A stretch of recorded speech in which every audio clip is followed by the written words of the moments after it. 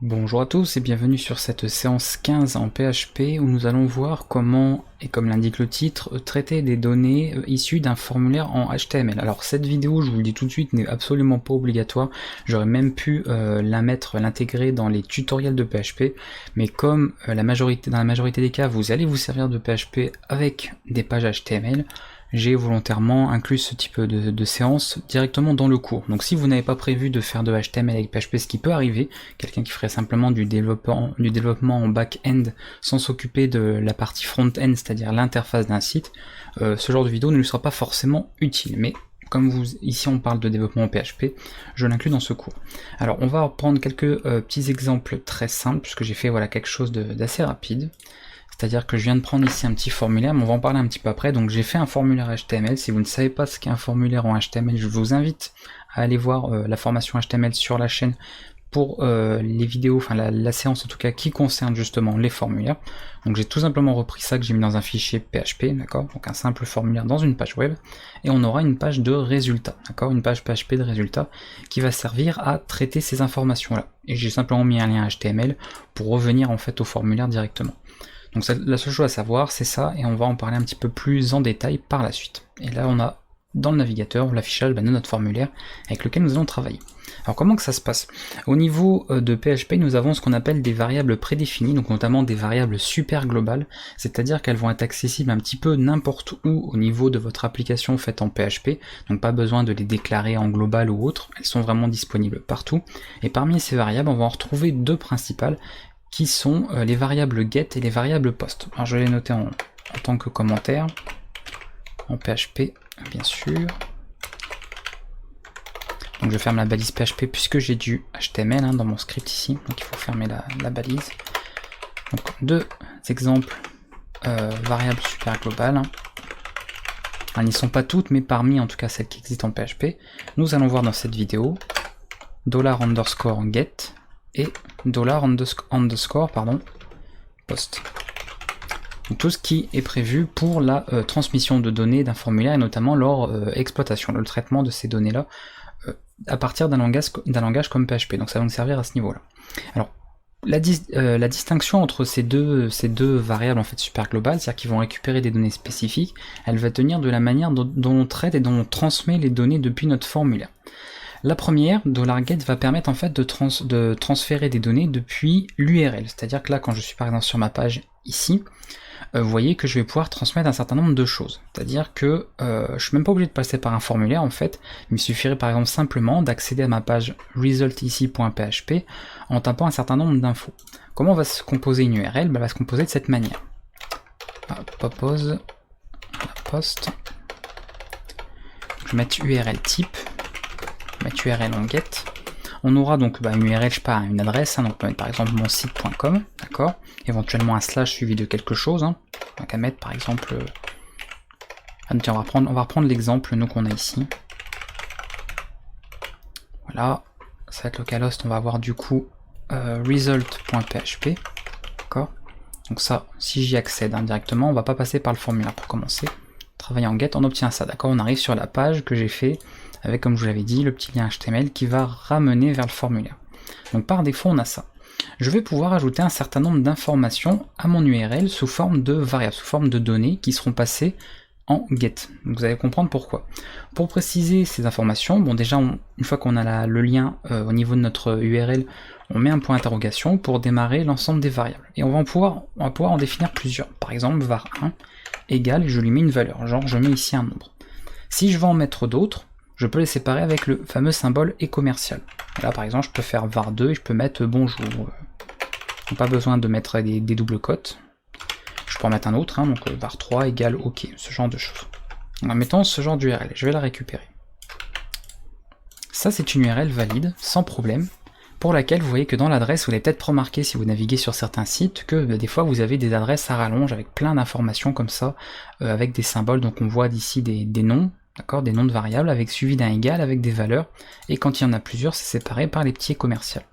Ces choses-là vont être transmises via, donc toujours HTTP, bien évidemment, le protocole HTTP, mais par méthode get, c'est-à-dire visible depuis ici l'URL et récupérable dans cette variable super globale $_get. Donc ça tombe bien, on va les afficher, enfin on va afficher le contenu de cette variable super globale. J'en tourne de près pour que ce soit plus lisible pour nous. Et je vais juste faire un print $_get pour voir ce qu'elle contient.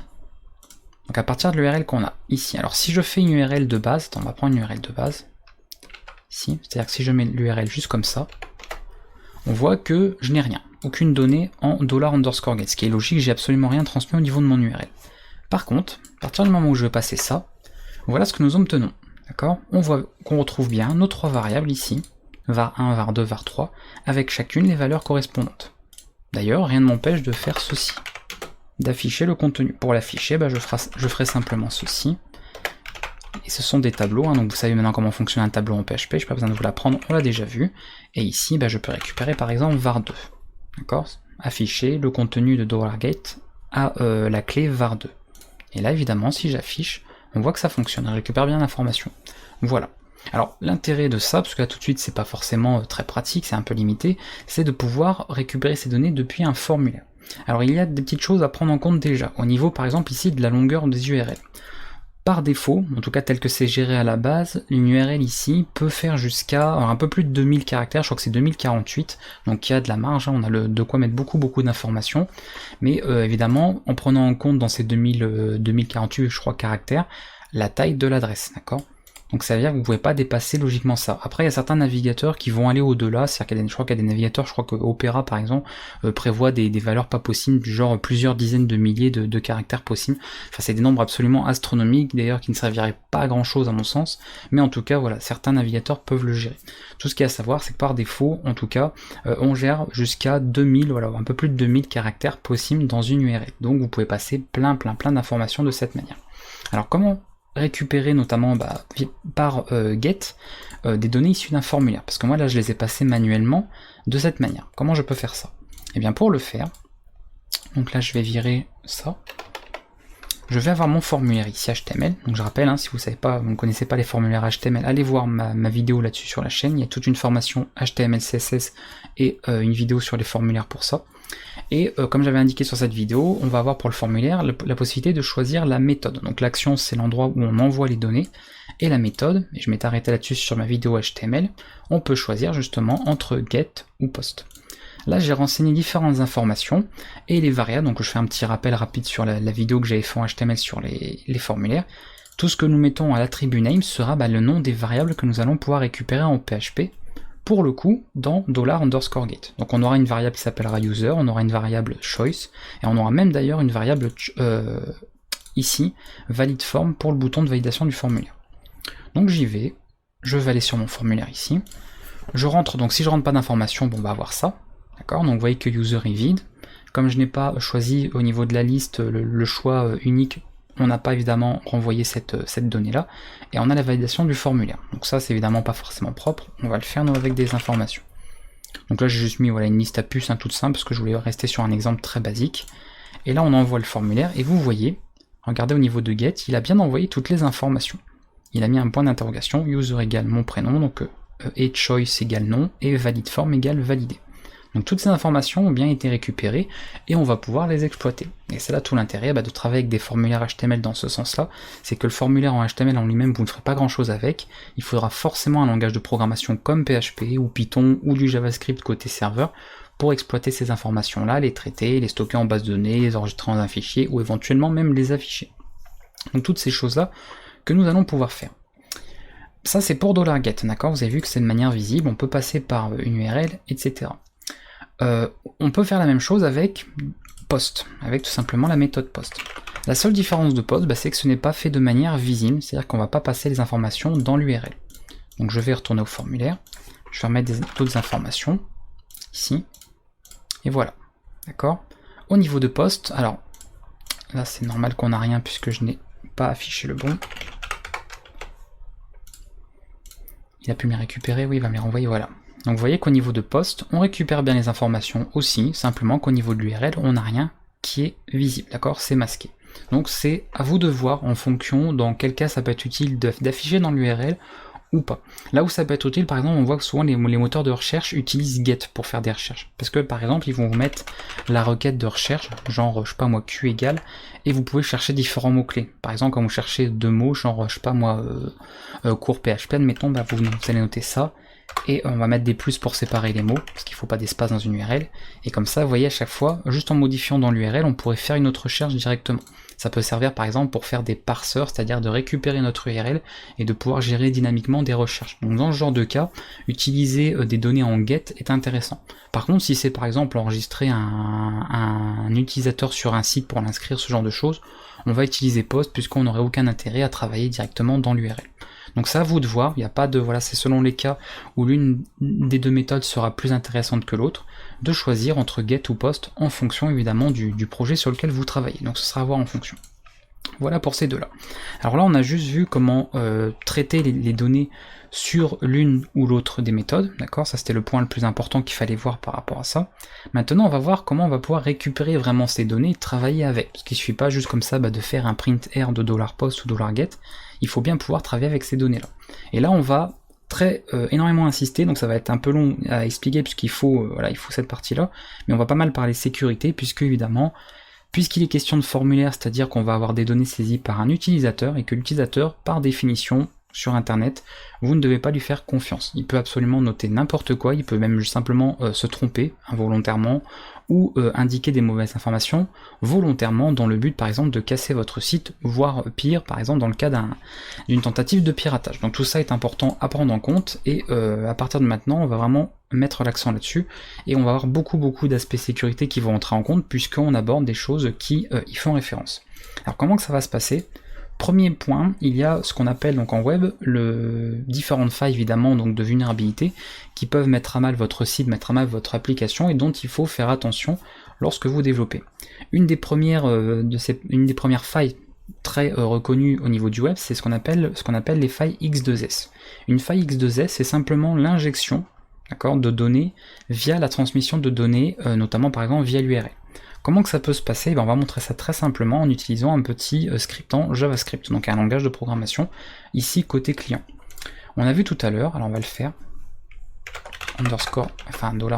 $_get. On va passer result, alors attendez, juste ça. C'est-à-dire qu'on faisait ça, ça je peux le mettre comme ça, mais on s'en fiche. Je passe simplement mon URL ici, d'accord, en get, et on voyait qu'on pouvait récupérer tout un tas d'informations. Donc à partir du moment où juste en mettant ça, c'est-à-dire un nom de quelque chose suivi de ça, et qu'on récupère l'information ici, ça veut dire que vous voyez on a un contrôle sur les données ici, parce que au niveau du script, je me charge directement d'afficher, d'accord, le contenu de la grosse variable ici, donc la variable super globale $get, sans contrôler quoi que ce soit. Donc si un petit malin qui a envie d'injecter un code JavaScript, donc je vais rien faire de évidemment très avancé, mais juste en faisant ça, c'est-à-dire en incluant du HTML, en disant j'utilise la balise script, d'accord, donc je vais mettre la balise fermante, et je mets du code HTML quel qu'il soit, ça peut être par exemple juste un petit message, une pop-up, d'accord, juste ça, on entre la page, et là vous voyez que, d'ailleurs je sais pas écrire, hein.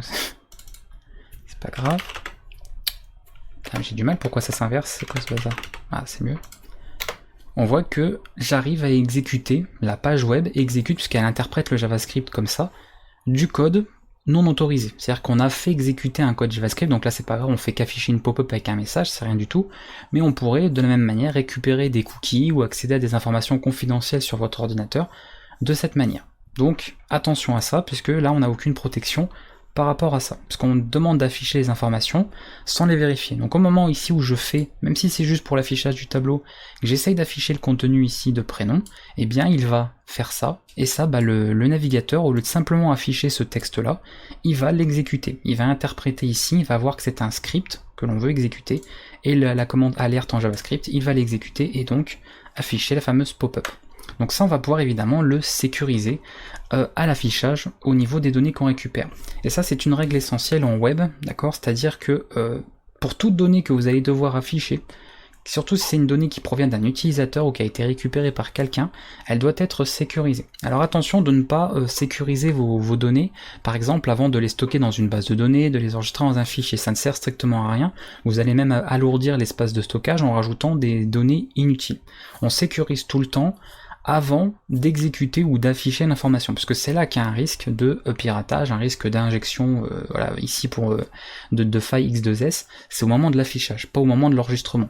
Si une personne met par exemple ça, mettant dans une base de données, je veux enregistrer cette information comme prénom, ça ne présentera aucun risque, ça va juste enregistrer ce texte-là, script, alerte, etc. Par contre, c'est au moment où je vais vouloir l'afficher que là mon navigateur va l'exécuter, c'est là qu'il y a un danger. Donc, on sécurise au moment de l'affichage ou de l'exécution de quelque chose, et non pas pour son stockage ou autre. Donc c'est au moment où je fais ça, d'accord, le fameux printer, d'ailleurs je peux même juste l'afficher comme ça, parce qu'on a vu qu'on l'avait mis dans prénom. Donc au lieu juste de faire ça, ce qui est évidemment pas sécurisé et entraîne ce genre de problème, d'accord, on va utiliser une fonction de PHP qui permet de sécuriser tout simplement cette information. Et en PHP, on a pas mal de petites fonctions qui permettent de le faire. En l'occurrence, on en a deux, très pratiques. Donc vous allez principalement utiliser celle que je vous donne en premier. Nous avons la fonction HTML special char, donc il va prendre par exemple une chaîne, donc je mets str, d'accord. Et on a HTML entities. Comment elles vont fonctionner? Cette fonction ici de PHP va remplacer tout ce qui est, si vous voulez, caractère spécial, notamment par exemple des caractères liés à du HTML, par un code, dans ce qu'on appelle une entité HTML correspondante. Par exemple, vous avez vu que là, au niveau de ma page, j'avais ici l'ouverture d'une balise de script, et ça, on ne veut pas. Nous, ce qu'on va faire, c'est que grâce à notre fonction, PHP va remplacer le symbole ici, d'accord, par son équivalent, son entité HTML, c'est-à-dire qu'il va vraiment après le considérer comme étant un texte, c'est-à-dire qu'il va afficher réellement ce symbole, et non pas, le navigateur ne va plus en tout cas l'interpréter comme étant du code HTML. Donc en bref, ce que ça va faire, c'est que ce symbole là, d'accord, il va la remplacer par le code, donc c'est une petite esperluette, lt lower than, point virgule. Et ça évidemment, à l'affichage, un navigateur web, il va l'afficher, donc quand il voit ce code-là, donc soit Firefox, Chrome, ce que vous voulez, il va réellement afficher ce caractère-là, et non plus l'interpréter comme étant une balise HTML, parce que vous savez que pour ceux qui font du HTML, que les balises sont représentées comme ça par une fermeture, donc un chevron ouvrant et un chevron fermant, ou un symbole inférieur, supérieur, etc. Il pourra également sécuriser sur par exemple les cotes ou ce genre de choses. Par exemple ce symbole-là, il pourra le remplacer par ce symbole-là. Et puis la double ou la simple cote, il pourra la remplacer éventuellement par ce symbole-là, etc. Donc c'est simplement de la sécurisation pour tout ce qui est balise, notamment HTML. Parce que c'est ça qu'on veut pas, c'est qu'il exécute éventuellement un code inattendu. Donc on a juste à faire ça. HTML special chars à l'affichage de la donnée sensible, c'est-à-dire celle qui risque peut-être évidemment d'avoir quelque chose d'inattendu. Et là, si on tente l'affichage, vous voyez qu'on obtient effectivement le contenu et ce n'est plus exécuté. Voilà, c'est réellement du texte ici. Si je regarde le code source HTML, voilà comment que ça s'est passé. Donc vous voyez peut-être pas avec la police que c'est écrit en orange, donc c'est marqué LT, donc le fameux LT point virgule, ici. Ça c'est GT, greater than, et etc. Vous voyez que là il a changé la cote par son entité HTML correspondante, etc. Donc automatiquement, on a cassé l'exécution possible du JavaScript. Donc on a sécurisé, on a empêché l'exécution, ou en tout cas l'exploitation d'une faille X2S, donc XSS ça s'écrit, au niveau ici web, donc au niveau de notre navigateur web. Donc c'est évidemment très intéressant de procéder comme ça. Si vous aviez besoin éventuellement de transformer encore plus d'entités spécifiques en HTML, par exemple si vous ne travaillez pas en UTF-8, et j'espère pour vous que vous travaillez en UTF-8, c'est ce que je vous ai recommandé dans toutes les vidéos, mais si vous aviez un vieux script ou un vieux code ou je ne sais quoi, qui est en ISO, en latin 1 ou ce genre de choses, qui ne travaille ni en UTF-8 ou alors qui nécessite d'avoir des conversions supplémentaires, à la place d'HTML special chars, vous pouvez utiliser HTML entities.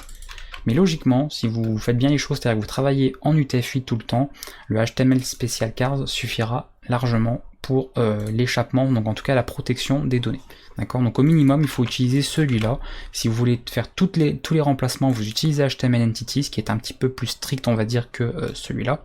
Mais dans tous les cas, vous vous en servez d'un au minimum, voilà. Une fonction parmi les deux. À chaque, encore une fois, affichage d'une donnée qui a été entrée par un utilisateur. Et là, il n'y aura plus de faille x2z, donc plus de risque ici que un code s'exécute à votre insu. Donc c'est important, ce que je vous dis là, c'est vraiment très important. À chaque fois que vous allez vouloir afficher quelque chose, admettons que vous avez récupéré une information d'une base de données, par exemple, comme on le verra plus tard éventuellement, et bien au moment où vous voulez afficher cette information, par exemple le titre d'une news, et bien vous savez pas ce qui a pu être mis dans ce titre. Imaginez que la personne ait mis justement un script JavaScript dans le titre. Si vous ne protégez pas l'affichage, donc au moment de l'affichage, le titre, eh bien vous risquez à voilà, une tentative de piratage ou simplement voilà, l'exploitation d'une faille au niveau web. Et là ça peut du coup poser de sacrés dégâts dans certains cas au niveau de votre site. Donc pensez toujours, c'est la règle, à l'affichage, donc l'exécution de quelque chose, d'accord, d'une donnée qui peut être issue d'un utilisateur. Donc si c'est une donnée à vous, a priori il n'y a pas de risque, hein, vous n'allez pas vous pirater vous-même, mais si c'est une donnée qui a pu être entrée par un utilisateur, imaginez un message d'un forum, un message d'un chat, le titre entré par un rédacteur, tout ça, qui pourrait potentiellement contenir du texte ou quelque chose non autorisé, on va protéger cet affichage tout le temps avec l'utilisation d'une de ces deux fonctions-là, tout le temps. Voilà pour ce que j'avais à vous dire à ce niveau-là, donc tout ce qui est sécurité au niveau get ou post, un peu importe d'ailleurs, hein, que ça fonctionne pareil, hein, que ce soit du $get, $post, à chaque fois qu'il y a un affichage, là c'est pour d'un formulaire, donc c'est une donnée saisie par l'utilisateur, je ne fais pas confiance à l'utilisateur, donc je sécurise mon affichage avec cette fonction. Comme ça l'utilisateur, s'il rentre quelque chose qu'il ne faut pas, eh bien ce sera affiché en tant que texte, comme ici, même si c'est pas propre, plutôt que d'exécuter ce script-là. Parce que dites-vous que ça c'est rien, mais on peut faire des choses bien pires que cela, et pas besoin d'être voilà, un hacker professionnel, voilà, avec des commandes très très simples, on peut faire des choses déjà assez conséquentes au niveau des sites web.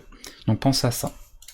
Voilà que cette parenthèse étant faite, on peut terminer, donc la dernière chose que je voudrais vous montrer maintenant, donc là on a vu comment transmettre des données, d'accord, on a parlé des méthodes get et post, on a vu comment on pouvait afficher les données de ces différentes variables super globales, on a vu comment sécuriser les données saisies par un utilisateur lors de l'affichage avec ces deux fonctions, et on va voir maintenant comment vérifier les informations, c'est-à-dire quand on récupère dans un formulaire, et vous l'avez vu d'ailleurs tout à l'heure, quand j'avais fait notamment, alors on va repasser en post ici, et là on va repasser en print R.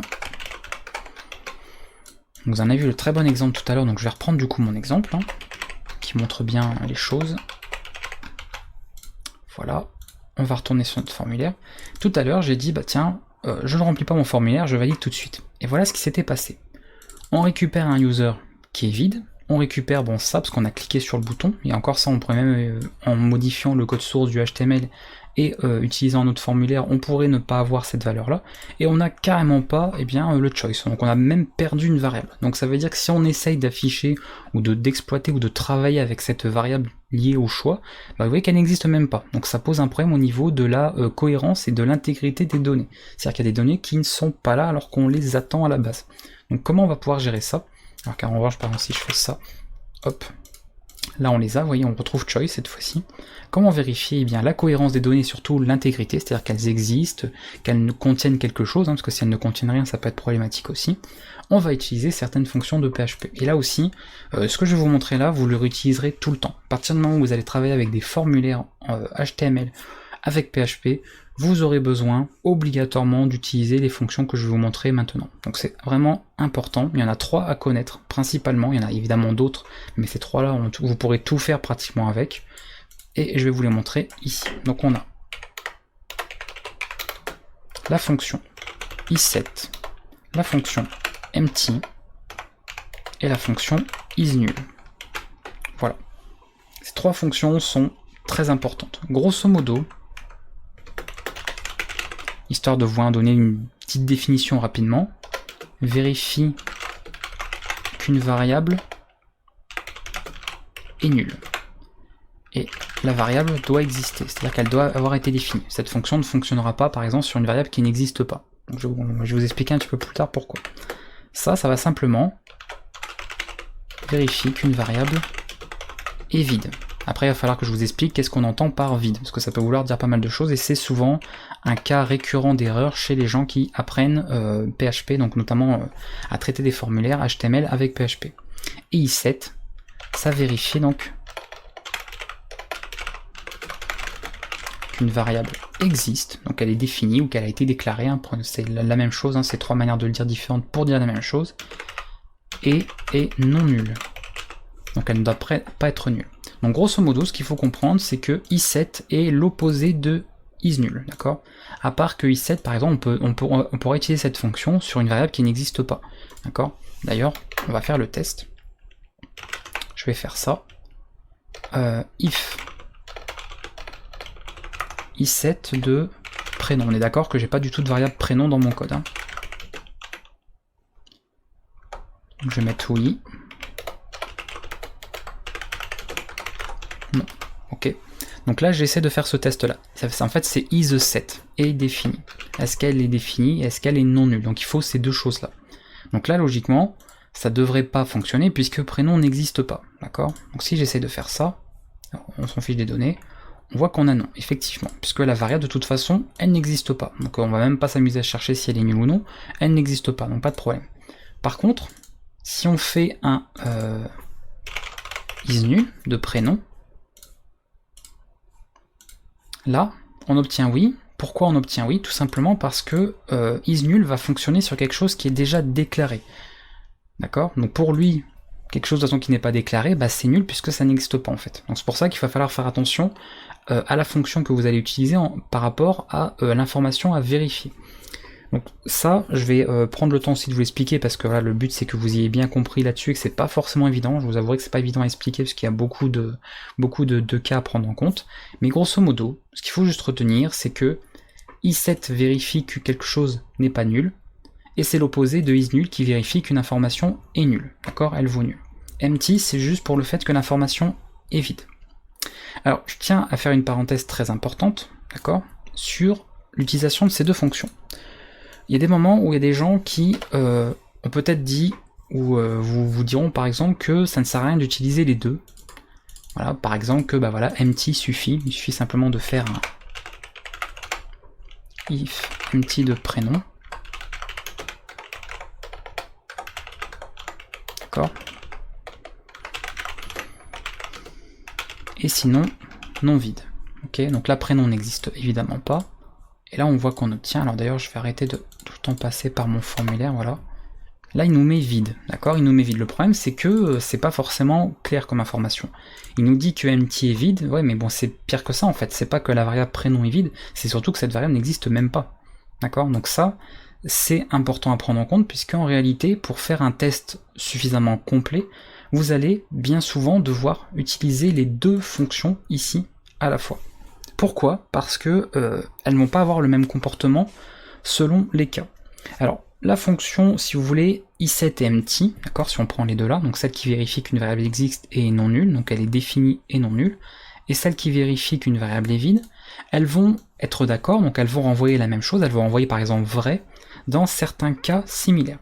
Dans le cas où vous avez, et ça bon je vous le dis, n'hésitez pas à prendre des notes hein, au fur et à mesure, donc je vais vous le noter d'ailleurs ici.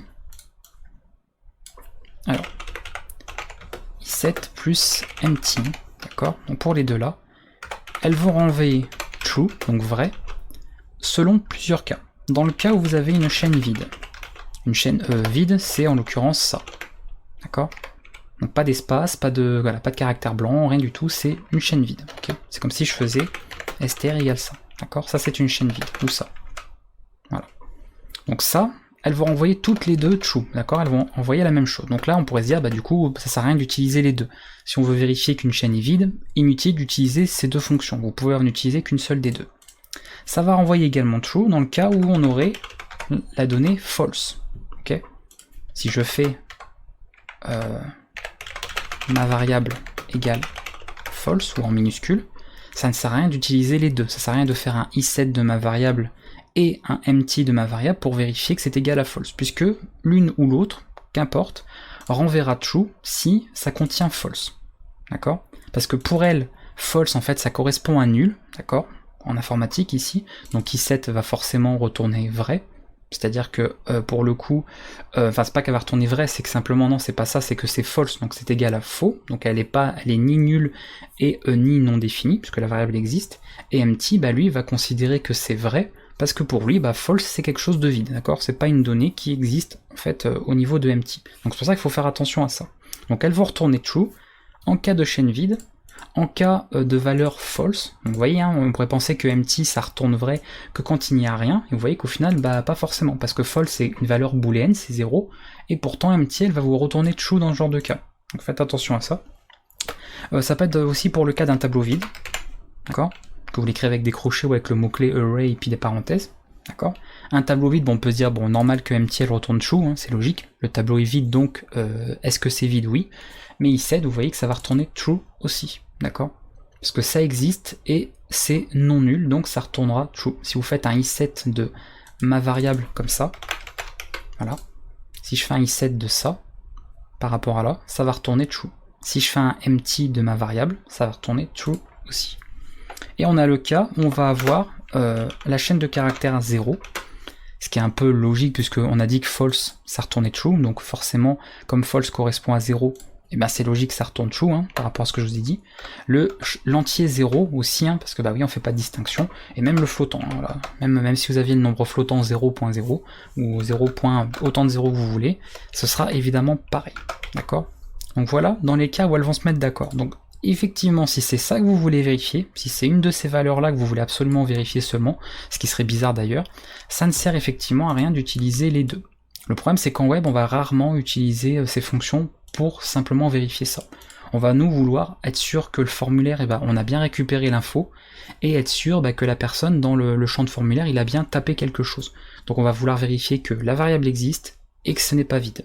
Donc il faudra dans la majorité des cas utiliser tout le temps les deux fonctions. Et j'insiste bien, si vous utilisez que empty, il y a des cas de figure où empty va valider le formulaire, enfin valider l'information, alors qu'en fait ce n'est pas bon. Si vous utilisez que i7, même chose. Alors que si vous utilisez les deux, si les deux sont validés, c'est que là vraiment l'information elle est fiable et vous allez pouvoir commencer à travailler avec. Donc je vous le dis par habitude, quand vous travaillez et que vous traitez vos formulaires, faites un test avec les deux fonctions. D'accord, c'est-à-dire faire simplement un if i7 de, par exemple, moi c'était $post de prénom, hein, on a vu tout à l'heure. Hein. Voilà. Est-ce que $post de prénom existe et est-ce qu'il n'est pas vide? Donc on met un point d'exclamation. Pareil. Et si ça c'est vrai, et bien à ce moment-là, bon, pour simplifier l'écriture, on peut stocker prénom dans une autre variable, parce que réécrire tout le temps $_post machin, ça amène à faire des erreurs de frappe, donc on peut s'amuser à faire ça. Et puis après, bon, on peut faire tout un tas de choses, hein, voilà. Plein de choses avec prénom, jusqu'à éventuellement l'enregistrer dans une base de données, l'afficher, ou l'enregistrer dans un fichier, enfin peu importe, mais voilà, on va pouvoir travailler avec, puisque là on sait que l'information qu'on a, elle est a priori fiable. Puisque la donnée, on l'a bien récupérée, et en plus elle contient quelque chose. Ça veut dire que la personne a son prénom, il n'a pas mis de chaîne vide, il n'a pas mis la valeur false, parce que ça veut dire que si je mets par exemple 0, d'accord, au niveau de mon prénom, et bien si vous mettez que une seule des deux, et bien ça va valider, il va vous dire bah non, pour moi c'est bon, d'accord, il n'y a pas de problème. Donc faut faire gaffe à ça, au niveau de i7 notamment.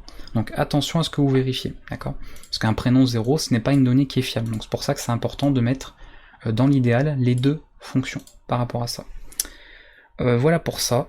Donc en revanche, voilà, donc c'est ça qui est important. Dans quel cas elles vont retourner false. Ok. Alors, donc ça je l'enlève, hein, parce que sinon on va plus s'y retrouver avec tout ce que je dis. Donc i7, d'accord,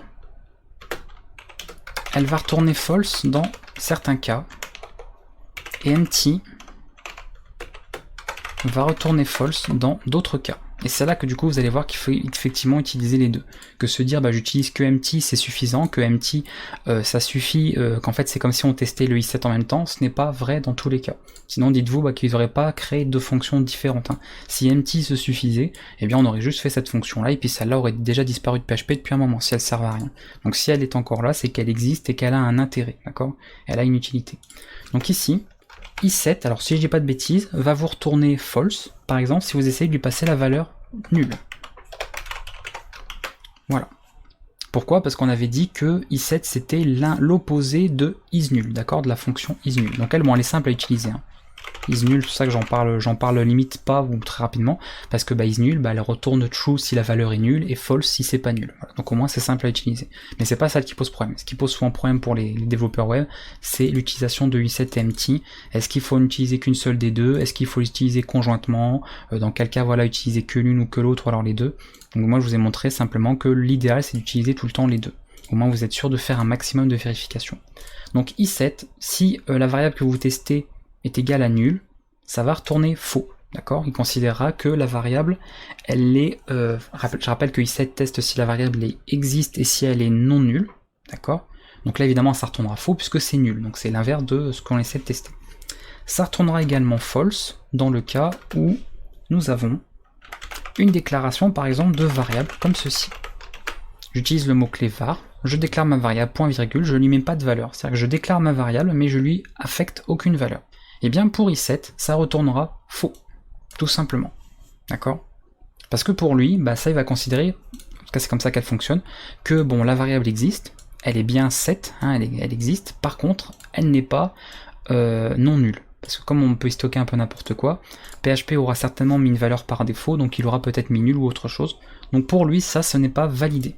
D'accord? i7 ne va pas le valider. En revanche, empty l'aurait fait. D'accord? Empty, la valeur nulle, il va la valider, il va retourner true, et ça, si vous testez ma variable ici à empty, il va retourner true. C'est pour ça que je vous dis attention, ces deux fonctions ne se comportent pas forcément de la même manière suivant ce que vous donnez. Donc elles ont toutes les deux leur utilité, et elles sont toutes les deux à utiliser. Et dans le cas de empty, c'est-à-dire que là où empty va retourner false alors que i7 aurait retourné true, d'accord? Eh bien, c'est ces cas-là. Un espace, d'accord? Je laisse un espace blanc. Ça, si vous testez, par exemple ici dans mon formulaire, d'accord? Quand je passe mon formulaire, si dans l'utilisateur ici je mets des espaces, d'accord?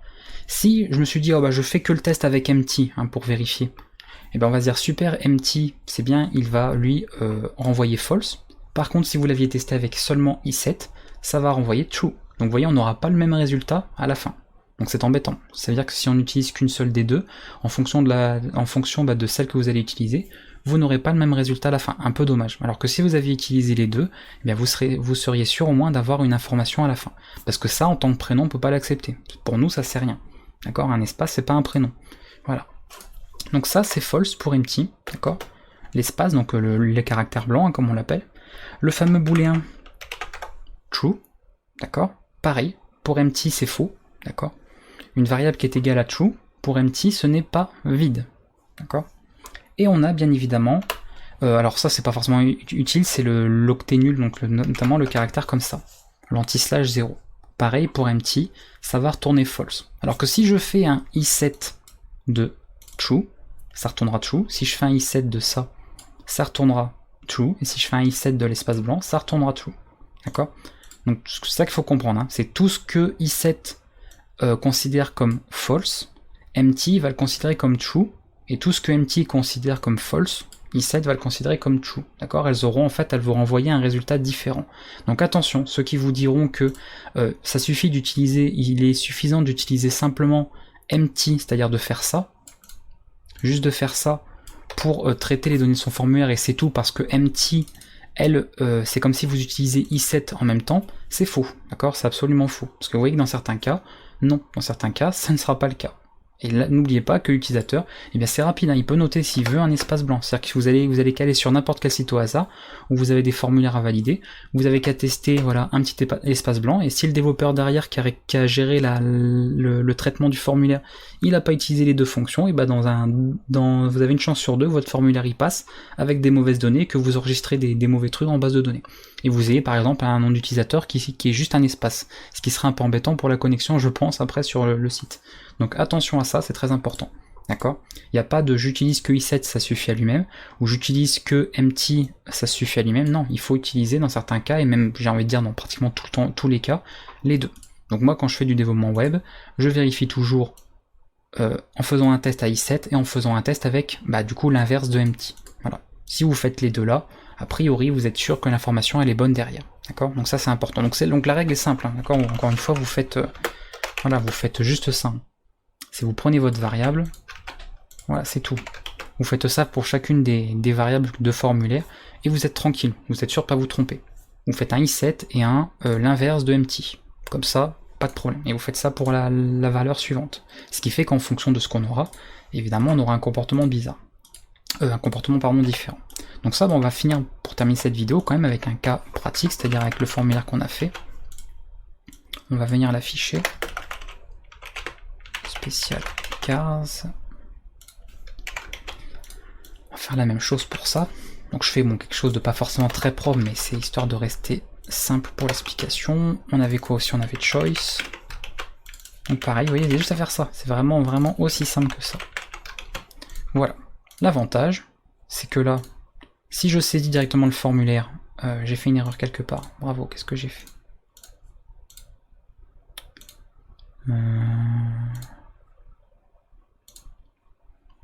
Attendez, i7, c'est bon. Et alors?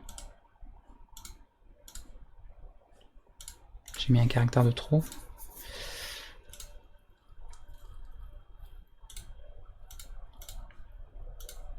Là, je vais remarquer tout. If i7. Ah oui, oui. Faut oublier les. C'est mieux, hein, pour tester les deux conditions. Donc je recommence. On va revenir à la page précédente. Si là je valide mon formulaire directement, vous voyez, je valide sans rien avoir noté. Automatiquement, j'ai rien qui s'affiche. Logique, parce que on a fait un test ici complet. Ça veut dire que bah voilà, il n'y a rien de validé, donc bah, on n'affiche rien, on ne traite pas l'information. On affichera un message d'erreur, on renverra sur le formulaire pour dire que la personne il n'a pas fait les choses comme il faut. Terminé. Si je remplis que ça, admettons. Voilà, on voit que ça affiche que ce qui concerne le choix, on voit qu'on n'a pas récupéré le prénom, donc on pourra aussi afficher une erreur pour dire, bah voilà, il faut rentrer un nom d'utilisateur.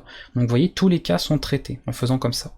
Et si je saisis bien les deux, où je suis là, bah là, je n'ai rien, c'est-à-dire que là, il a carrément arrêté la suite, parce que c'était le premier champ de formulaire qui n'a pas marché, donc il n'aura pas géré en fait le choice. Et ce qu'on peut faire, évidemment, c'est de valider les deux. Voilà. C'est peut-être parce que j'avais... Attendez, je dis des bêtises, peut-être parce que... Est-ce que j'ai le prénom? Ah oui, c'est name user, c'est pour ça. Forcément, il risquait pas de la trouver, elle n'existe pas cette variable. On recommence. Donc là, il n'affiche rien. Si je note que le choix, mais que je mets pas l'utilisateur, bah il affiche que le choix, logique. Et si je note que l'utilisateur, mais pas le choix, il note que l'utilisateur. Donc il faudra bien effectivement que je remplisse convenablement et complètement le formulaire pour récupérer toutes les infos. D'accord? Voilà. Donc ça c'est important. Donc si vous voulez pas vous compliquer, parce que j'ai été un peu long dans les explications et que j'ai peut-être perdu quelques personnes, c'était peut-être un peu confus. La règle à retenir de base, après bah voilà, vous prendrez le temps de le comprendre par la suite et de l'assimiler avec l'expérience que vous allez acquérir en PHP, c'est lorsque vous récupérez une donnée de formulaire, pour chaque donnée, vous testez avec, donc dans une condition, avec la fonction i7 et l'inverse de la fonction empty. Tout simplement. Vous faites les deux à chaque fois et vous serez sûr à tous les coups de récupérer l'information comme il faut. Et n'oubliez pas l'affichage, de bien protéger tout le temps, sécuriser les affichages pour éviter les mauvaises surprises au niveau de vos pages web. Voilà, je pense avoir fait le tour un petit peu de tout ce que je voulais vous dire par rapport à ça. Alors, si dernière petite info, évidemment quand is7 retourne true, eh bien isNull retourne false, et inversement, puisqu'on a dit qu'elles étaient opposées ces fonctions. Ok. Donc si vous avez is7 qui retourne true, alors isNull retourne false, et inversement. Si is7 retourne false, j'écris n'importe quoi, hein. Alors isNull retourne true. Ça c'est des fonctions opposées, hein. Donc pour ça que isNull j'en ai presque pas parlé, parce que c'est très simple, enfin il y a le nom dans la fonction qui explique ce qu'elle fait, et elle fonctionne de manière opposée, tout simplement. Donc si un jour par exemple vous voulez juste vérifier que le nom il est pas que le nom par exemple de la personne n'est pas nul, c'est-à-dire qu'il y a quelque chose, eh bien vous faites juste un isNull, tout simplement. Ou l'inverse si vous voulez vérifier que ça ne l'est pas. D'accord? Voilà. Donc voilà comment ça fonctionne. Donc c'est trois fonctions, hein, is7, isNull et empty à connaître pour tout ce qui est traitement des données de formulaire pour être sûr d'avoir quelque chose de correct. Et une fois qu'on a récupéré l'info, qu'on est sûr a priori d'avoir une info, on peut après, je vous dis, l'exploiter, soit faire juste de l'affichage, soit la sauvegarder dans un fichier, la stocker dans une base de données, ou l'envoyer donc par mail ou je ne sais quoi. Bref, voilà, on peut travailler avec ces données-là, on peut les exploiter une fois qu'on a sécurisé, qu'on s'est assuré de bien filtrer les données que nous avons. J'espère en tout cas que cette vidéo vous aura plu. Je vous dis, elle était un petit peu longue parce qu'il y avait quand même beaucoup de choses à aborder et que la sécurité en informatique c'est une partie inhérente, hein, on peut pas faire l'un sans l'autre. Donc c'est super important de prendre le temps d'expliquer ça parce que vous aurez peut-être pris voilà pas mal de minutes pour comprendre et assimiler tout ça, mais c'est des nombreuses heures et des nombreuses heures qui seront gagnées et économisées par la suite quand vous ferez vos développements en PHP, notamment le traitement de formulaires HTML. Je vous dis à très bientôt du coup pour une prochaine vidéo sur cette formation. En attendant, n'hésitez pas à faire du code, à tester comme ça quelques formulaires et tester la récupération de données. Et s'il y a des questions ou quelques petites confusions, n'hésitez pas à me le dire dans les commentaires. À bientôt.